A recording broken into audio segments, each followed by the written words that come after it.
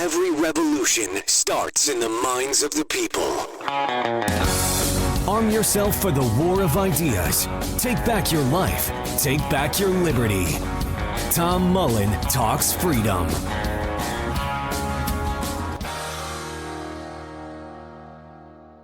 Hello, everyone, and welcome back to Tom Mullen Talks Freedom. Today is Tuesday, April 28th, the day of Game 5 of the Buffalo Sabres-Boston Bruins playoff series, for those who care. And there's a whole lot going on the national scene in the United States. Of course, we had the recent assassination attempt by a Trump critic. Ladies and gentlemen, we have a critic, as the great Michael Douglas once said in Falling Down. And now James Comey indicted, I assume, for inciting violence with his tweet years ago with the seashells and the 86 Trump and all that. I doubt that will go anywhere, but it's the latest in the flailing by the administration, I guess, to create some kind of attention away from the big stink ball in the room, which is the empire has lost yet another war. I mean, the century is barely a quarter old, and here's war number 3. The empire has lost, and in record time, I should add. I mean, it took them 20 years to lose to the Taliban in Afghanistan, to replace the Taliban with the Taliban. And I guess there's been no official surrender in Ukraine. The United States has walked away from it largely and placed the responsibility with Europe to continue the proxy war against Russia that the United States started. And this is kind of if it weren't so tragic, it would be funny. This new thing for the empire to start a conflict and then try to say, well, this isn't our problem. Strait of Hormuz, that's, we don't get oil from there. It's not our problem. I mean, just something that you could see in a Peter Sellers movie. Again, if it weren't for the lives lost, it would be downright hilarious. But in any case, the Iran war is basically over. And now it's just time for the United States to admit to itself that it lost and agree to whatever face-saving terms they might be able to get out of the Iranians. And I wanted to talk a little bit about some of the unbelievable separation from reality between what first Donald Trump is saying, and that's nothing new, and what the media is willing to back him up on, and what's really going on for anybody that just takes one step back. And you don't really even need to listen to alternative media sources to figure out what's really going on. So, okay, what we've been hearing for the last couple weeks is the problem with the negotiations is that the Iranian government is so devastated that no one knows who's in charge, and there's just nobody to negotiate with. Even the Iranians don't know who should be negotiating. And the U.S. media has backed Trump up on that completely bullshit story. And I'll get to it, the absolute proof that it's bullshit in 1 second. But that's the story that the United States is trying to put. The reality of negotiating with the Iranians is, as I've said many weeks ago, they're done talking. They're not interested in negotiating, particularly not with Witkoff and Kushner, the two guys that have been in there both times when the U.S. sneak attacked them, like the Japanese did to the U.S. back in 1941. They're not interested in talking to them again, that's for sure. Now, when the United States sent Vance, I think there might have been a little bit more interest, but basically they're done talking. They're not giving up their uranium. They're not going to stop enriching. They're not going to give up their missile program and lay down prostrate and defenseless in front of the U.S. and Israel. They're not going to do it. They're not going to consider it. They're not going to talk about it anymore. That's the reality. And the story about them being in disarray is the cover story to try and paper over the fact that Iran is in such a good position as far as who holds the cards in this, that they don't even feel like they need to show up to negotiate, and they're not interested in doing so. And we know that's true, not from some internet, alternative media source, but mainstream media is reporting that the Iranian foreign minister met and was greeted warmly by Vladimir Putin just today or yesterday. And they talked about, strengthening their ties and improving their relationship. Now, Russia has been supporting Iran throughout this war, as has China to some extent, but Russia is providing them technology, satellite information. Their missile attacks are much more accurate because of Russian support. And as I said, the Chinese have been, and let me give Trump one bit of credit for this. Every once in a while, his inner realist does peek out, and they ask Trump, trying to kind of stir up trouble, well, what do you think about, China providing support for the Iranians? He's like, well, yeah, of course they do. Yeah, we do it. What am I supposed to say? It's one of those quiet parts said out loud moments, where, obviously, what is he supposed to say with the U.S. sending hundreds of billions of dollars in weapons to Ukraine to fight against Russia, and all this open saber rattling and antagonism towards China, and pledging to, support Taiwan, as ridiculous as the prospect would be if China ever invaded. Yeah, I mean, Trump, another president might feign some tough talk and say what he's supposed to say, and Trump is like, yeah, well, we do it too. What can I say? So that, good on him for that. About just about everything else, I mean, he's just done a terrible job.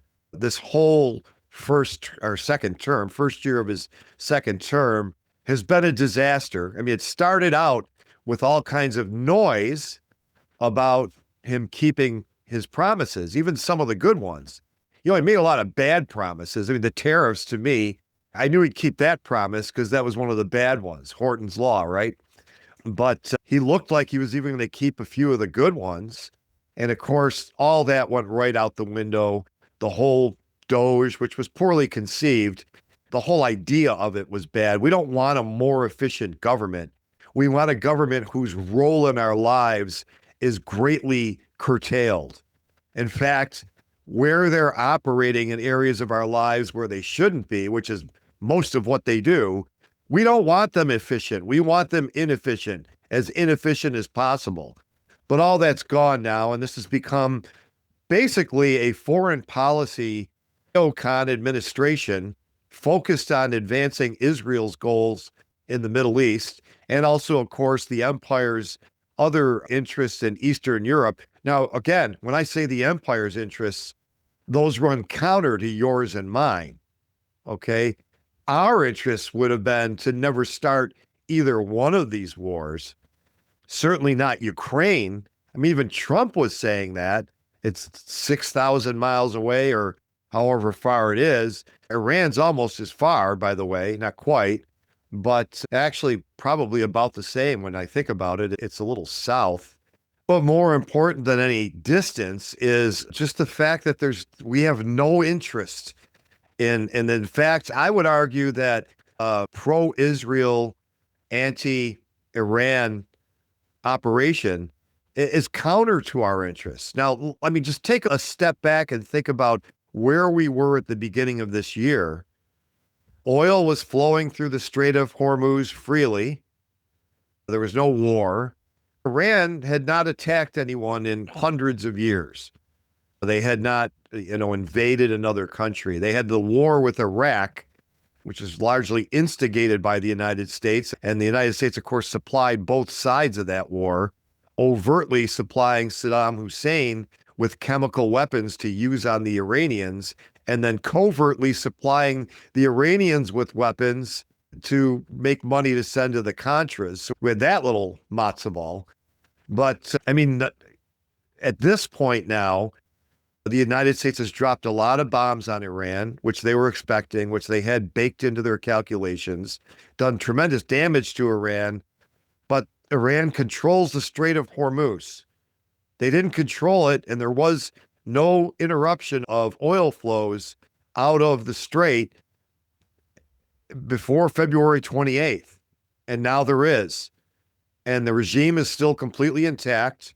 It just met with Russia to shake hands with the other country that's beaten the empire in the last couple of years. So no goals have been, I mean, the goals that the United States set out at the beginning, okay, they destroyed their inconsequential Navy, their conventional Navy. They didn't do anything to the real Iranian Navy, which is all of the speedboats and the drones and their missile capabilities. That's how they fight the war. Their conventional Navy was a non-entity before, and it's not completely destroyed anyway, but let's just say that, okay, destroy Iran's missile capability, not done. Change the regime, not done. Ensure that they never get a nuclear weapon. Hey, they're more likely now to get a nuclear weapon than they ever have been in any time at this century, including when they were actually trying to at the beginning of this century, some 23, 24 years ago, when they were actively trying, but were 10,000 miles away from being able to build a weapon. Well, now they have, I mean, we have to remember any country can do what Iran did with their uranium and probably does. They may not go all the way to weapons grade, which is something like 80 to 90%. Iran went to 60 kind of as a negotiating tactic and said, look, you know, we could enrich this uranium further. Now, of course, again, our intelligence as of today still says they're not trying to make a bomb. They say they're not trying to make a bomb. There takes a lot more than just the uranium to make a working nuclear weapon.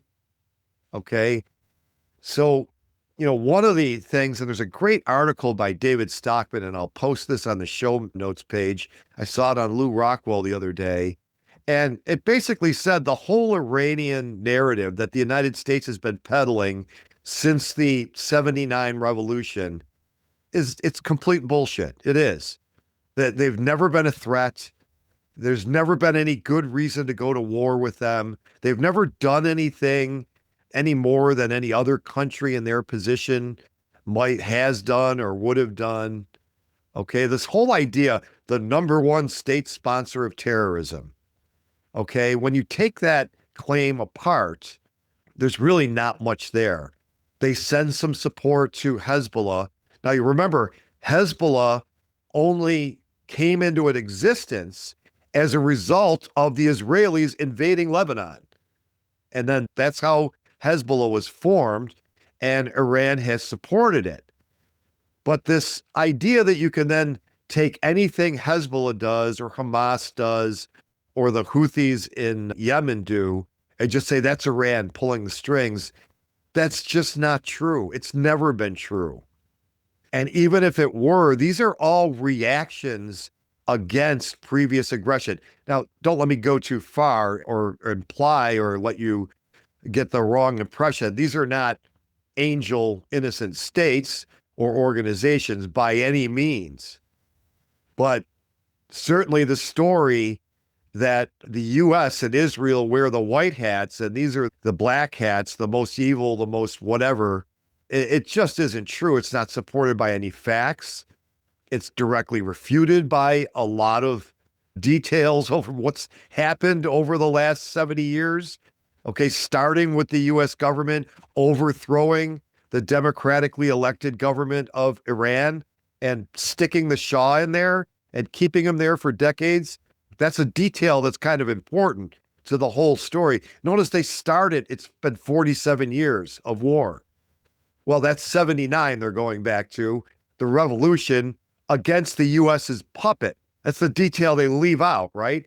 And then, of course, they took over the embassy and they did take State Department personnel hostage for over a year.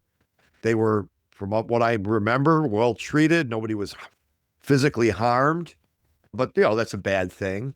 But, you know, I would say that the repeated bombing of Iran by the U.S. and Israel, that's a bad thing, too.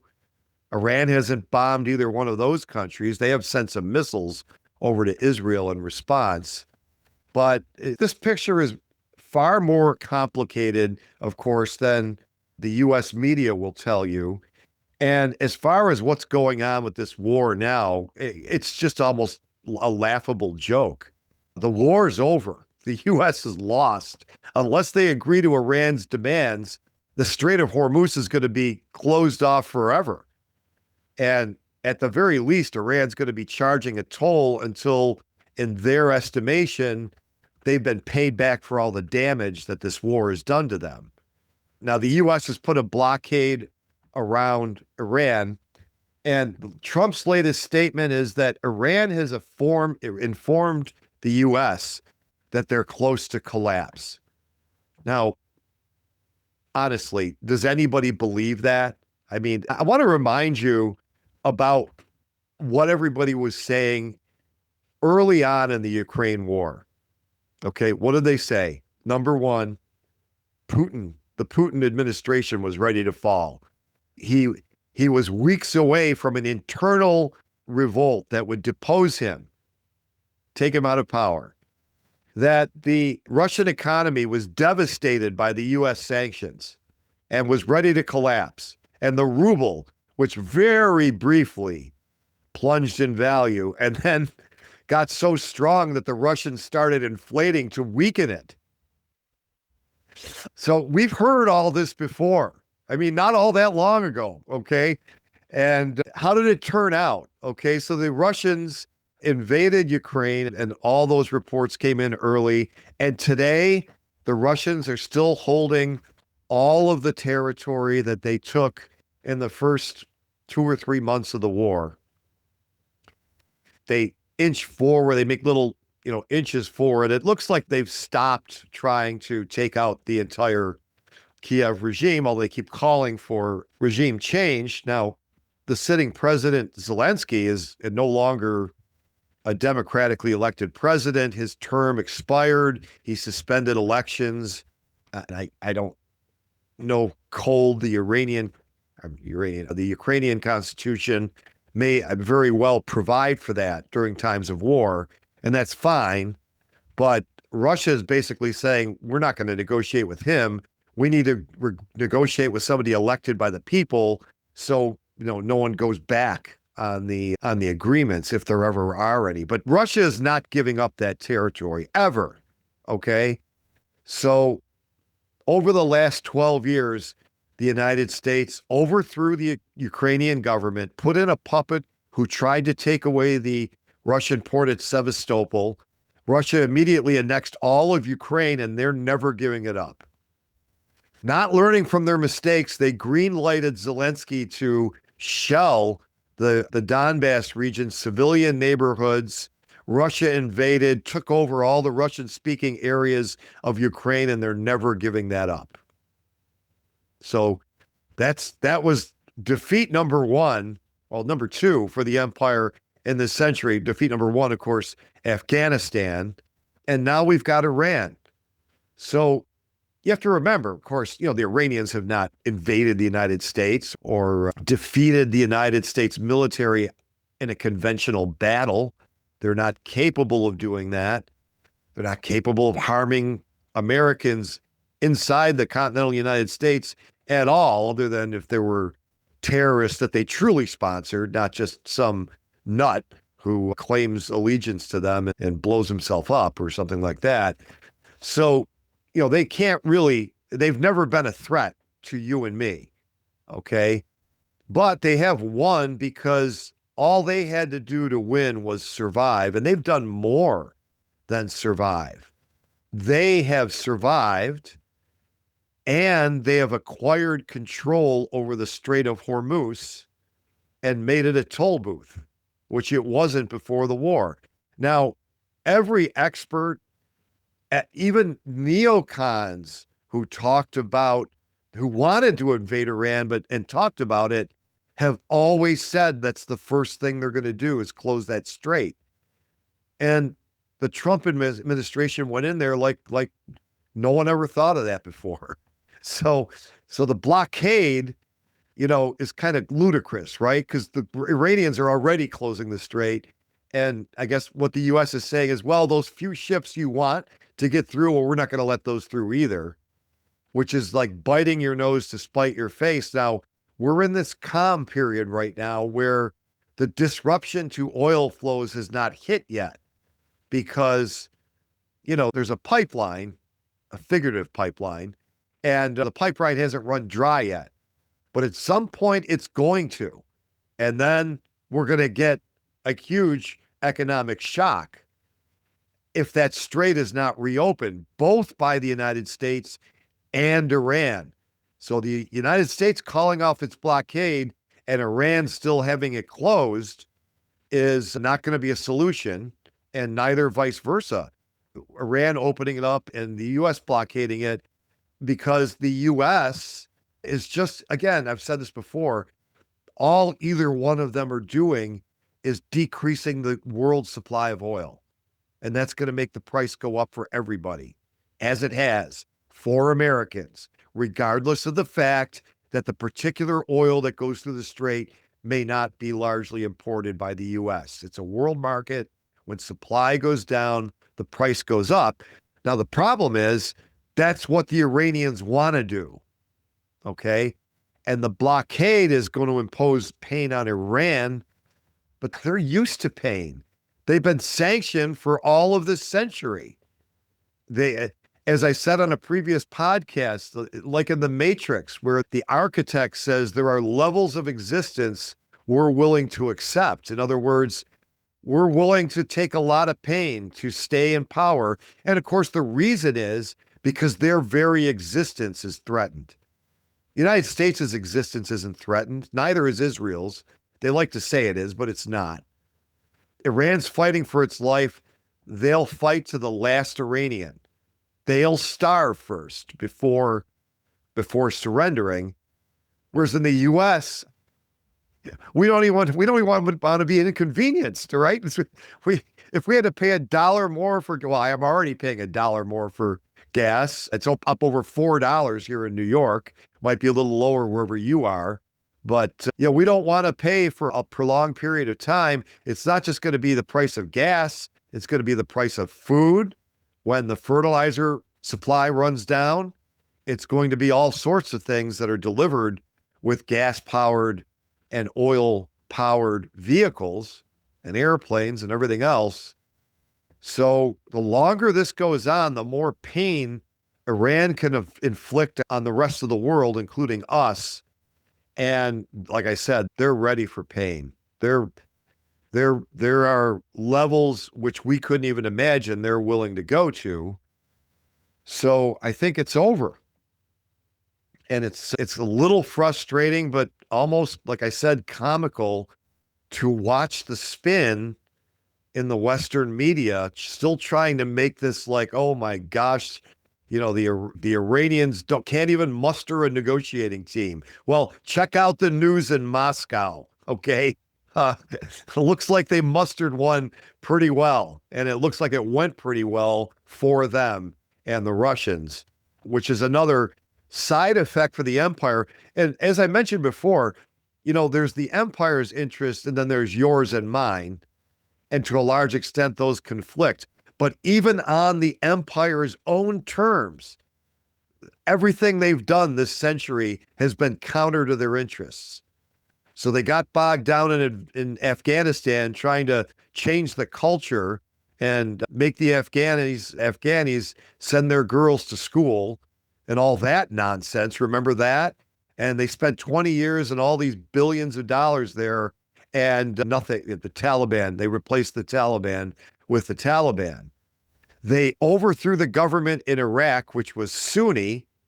Now, the Sunnis are a minority in Iraq, but the U.S.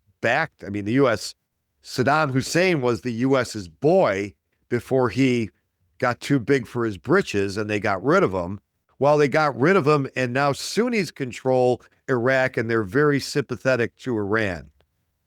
And that was Iraq. The whole reason for putting a puppet in Iraq was to check Iran for Israel. Well, now there is no check there. So nice work, boys. The whole idea behind the Ukraine fiasco was to try to put U.S. missiles, NATO, US, missiles and troops and weapons of war in Ukraine as a NATO member on Russia's doorstep. Russia put the kibosh on that. And as another side effect, became a little more buddy-buddy with China. Now, the Russians don't like the Chinese. One of the recurring themes that I've been talking about off and on for, it seems like 10 years now, and maybe it has been, since Trump's been around, is that Putin always wanted to be in Club Europe. That's where he wanted to be. He wanted Russia to be recognized as a great power and welcomed into the Davos crowd. That's what he wanted. And instead of that, which would have been good for the United States, okay, even for the empire, to have a buddy relationship with Russia on China's doorstep, okay? Now, again, the Chinese are no threat to average Americans. Neither are the Russians. They're only a threat to the empire as to who runs the world. And we would be better off if our government didn't try to run the world. As it didn't during the 19th century, the period of the greatest economic and societal growth in the history of the world for any country, where the U.S. completely stayed out of foreign affairs. But I digress. So if you're the empire, what you want is Russia on your side, whether you like them or not, so they can check China. And of course, now the Russians and Chinese are closer than ever. And again, it wouldn't take much to get them away from the Chinese. They'd rather not be dependent on China. They don't trust the Chinese, okay? Rightly or wrongly, the whole China thing is as much bullshit as the Iran thing.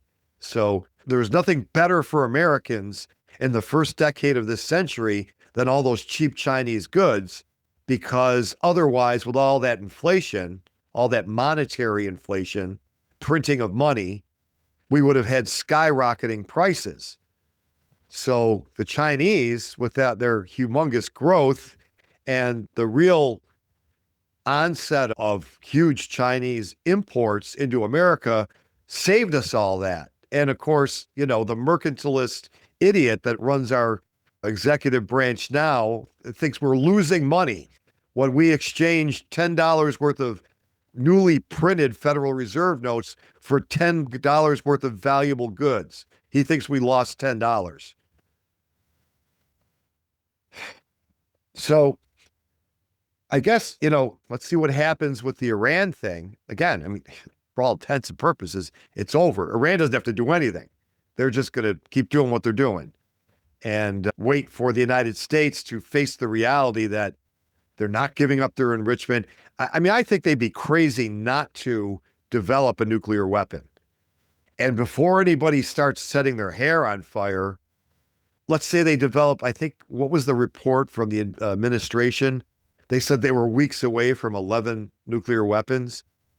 And the way they got to that bullshit story was because they were at 60%. And they calculated how many weeks of more cycles of enrichment it would take to get to 90%. And they said, well, that's how many weeks away they are from a nuclear weapon. Forget all the other components of a nuclear weapon that Iran doesn't have.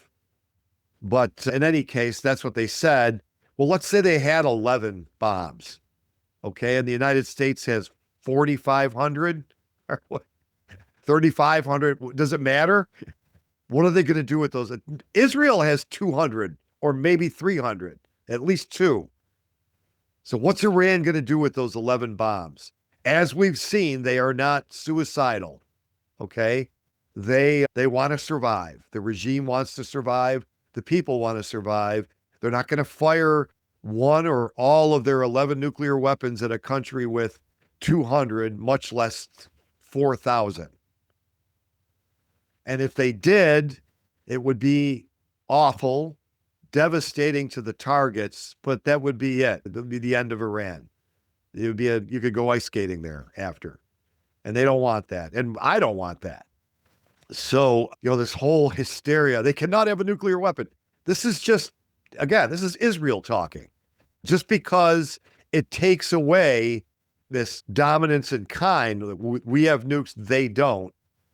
Once they both have nukes, No one's going to fire one, hopefully, but it puts them in a different negotiating position.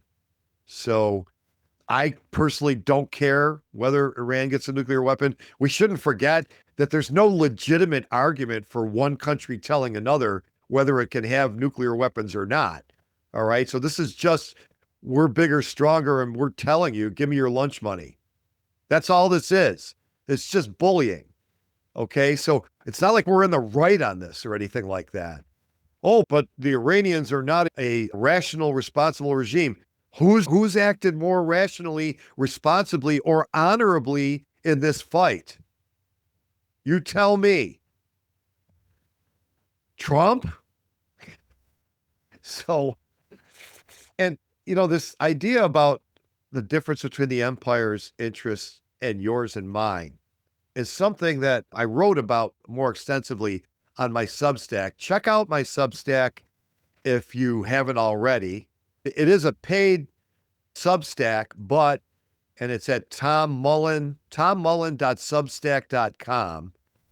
But I try to put enough content. It's not like you get a paragraph and then a paywall for each article. I usually put at least half the article out there and make at least one substantive point for the free subscribers. And then if you want to sign up as a paid member, which I appreciate, it helps me keep doing stuff like this, then you get more, of course. But, check out this latest article. What was it called? What would truly make America great again? And, one of the things that I think is just interesting to think about is that Trump had two slogans. Now, by far, the more familiar and the one he used the most was Make America Great Again. And it's come to be called MAGA. And MAGA is the name of a political movement, and people are identified whether they're MAGA Republicans or traditional Republicans, whatever, neocons. But he also talked about America First.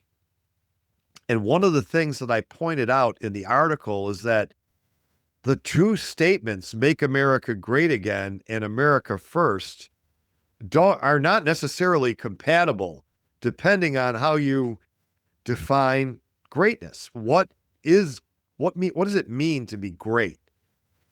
And when you look at history and what we learn in school, all the countries and empires and rulers who were deemed to be great were the ones who expanded the state the most, the ones who conquered new territory, the ones who built the pyramids or built the cathedrals, a lot of those were private, but built these huge monuments or did something that will last, right?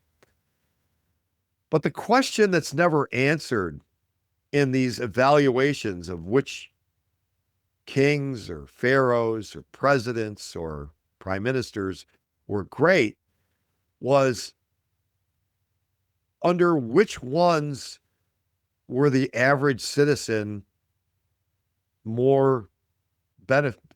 Under which ones did the average citizen benefit the most? And rarely would it be the great ones, right? So if you look at the presidents who are considered great, that are memorable, historical in U.S. history, of course, you got Washington, and he pretty much deserves it. Even though he was a Federalist, he was still good. And you've got the founding generation, Jefferson and Adams and all these. But then who do you have? You have Lincoln, you have Woodrow Wilson, you have FDR, Teddy Roosevelt, Lyndon Johnson. Who are the ones you can name right off the bat? Okay, but and as us libertarians often say, take the historian's list of best to worst presidents, turn it upside down, and it pretty much works. Because the postage stamps, those were really the good ones. Why? Because the citizens were better off. Starting a war, first of all, that should put you at the bottom unless you do something extraordinary to get yourself off the bottom. And that goes for St. Lincoln. I mean, he started a war where like 700,000 Americans killed each other. That should put you at the bottom.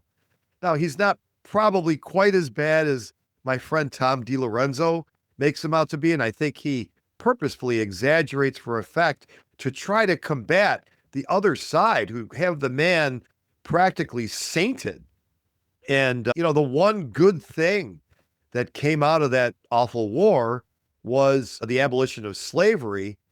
But everybody else did that without 700,000 of their citizens killing each other. I think it was possible there. And that's the most controversial position because the rest of them, again, if you got us into a huge war, if you did some landmark expansion of government, of the role of government, like FDR did. Now, he did the trifecta. He expanded the government and got us into a big war and destroyed the Constitution to boot. I mean, I would say effectively transferring most of the legislative power and a good deal of the judicial power to the executive branch.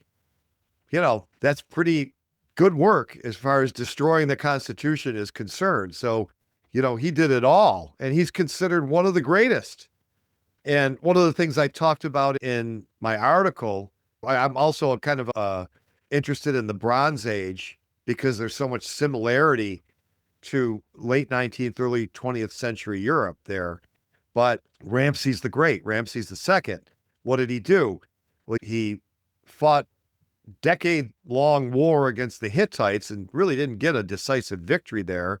And then he decided, after he made peace with them, to, start building things, including 4 humongous statues of himself to put out on the border and supposedly scare the invaders.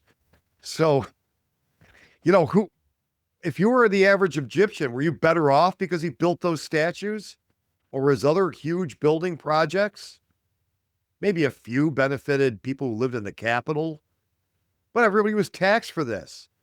Now, the postage stamp pharaohs who weren't taxed to build humongous statues of El Jefe, weren't they better off?